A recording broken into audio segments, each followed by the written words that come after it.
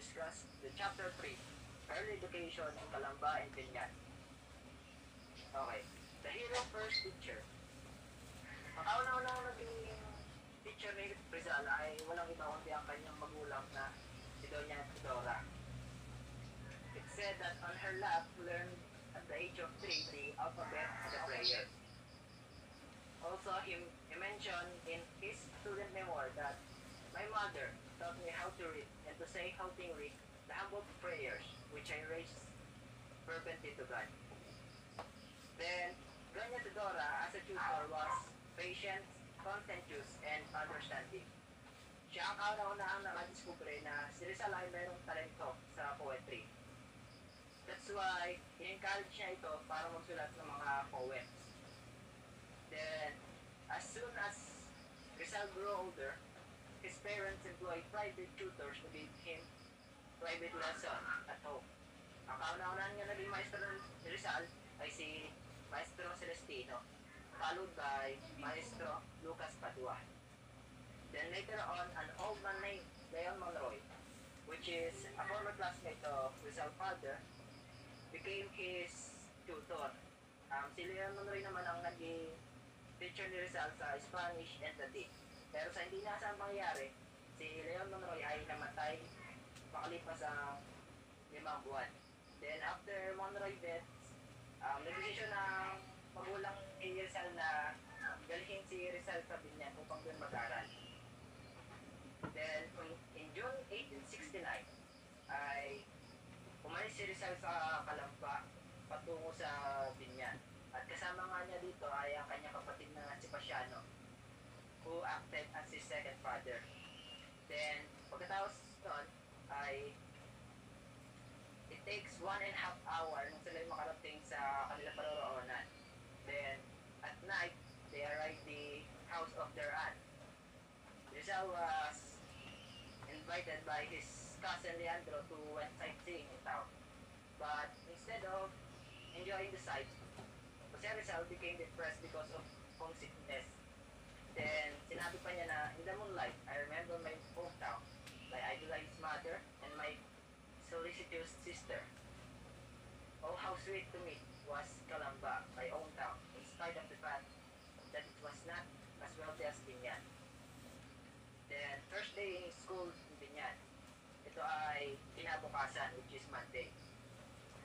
Pasiano brought his younger brother to the school of Maestro Castellano Aquino Cruz. Ang school ay sa bahay lamang ng kanilang maestro, which is small Nipahat, and 30 meters ang layo nito mula sa bahay ng auntie ni Rizal. Kilala ni Pasiano ang maestro ni Rizal dahil ito ay naging teacher din niya. And pagkatapos niya ma-introduce si Rizal sa kanyang magiging maestro, ay bumalik ito sa Calamba. Then, pag nung makausap si Rizal na kanyang maestro, ay pinagtawanan ito ng kanyang mga klase, especially Pedro. Then, first school bro, si Pedro ay ang bully ni Rizal. Dahil tagal dito si Rizal dahil sa nangyari nga nung kinausap siya ng kanyang maestro dahil siya pinagtawanan. Kaya naman, hinamon ni Rizal si Pedro ng away. Kung saan, akala ni Pedro ay matatalo na si Rizal dahil ito ay mas maliit at mas bata sa kanya. Muntang hindi niya alam ay si Rizal ay marunong sa art of wrestling, which is taught to him by his athletic Tio Manuel. That's why he defeated Pedro. For this feat, he became popular among his classmates. Then after that, hinamon siya ni Andres San Palandaman ng arm wrestling kung saan siya ay natalo.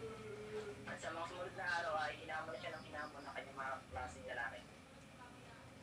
Then, painting lesson in Binyan.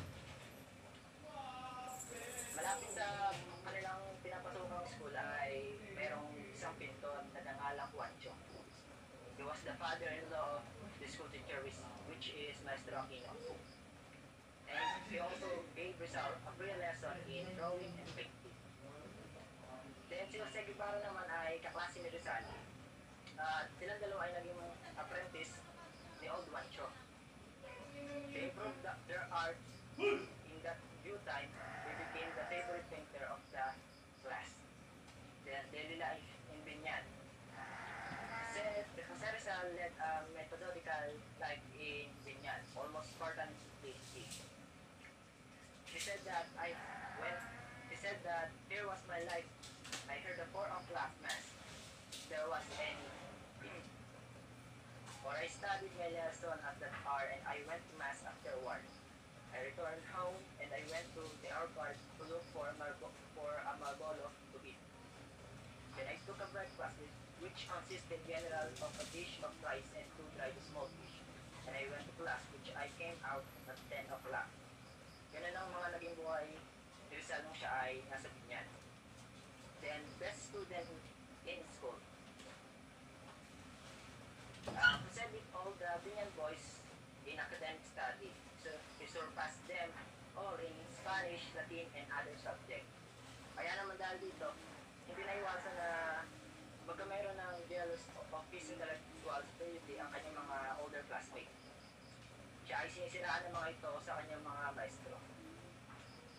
At end of Binyan School naman, it was 1870 before the Christmas season. Rizal received a letter from his sister sa Paulina, informing him the arrival of the streamer Talim, which would take him from Binyan to Palembang.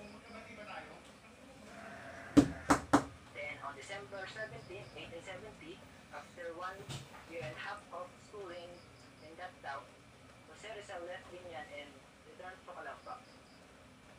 After that is the martyrdom of Gumburza. January 20, 1872 nangyari ang mutiny sa Cavite, which consists of 200 Filipino soldiers and workmen of the Cavite arsenal under the leadership of the Madrid. But yun namang mutiny ay nasugpo din dahil sa reinforcement mula sa Manila.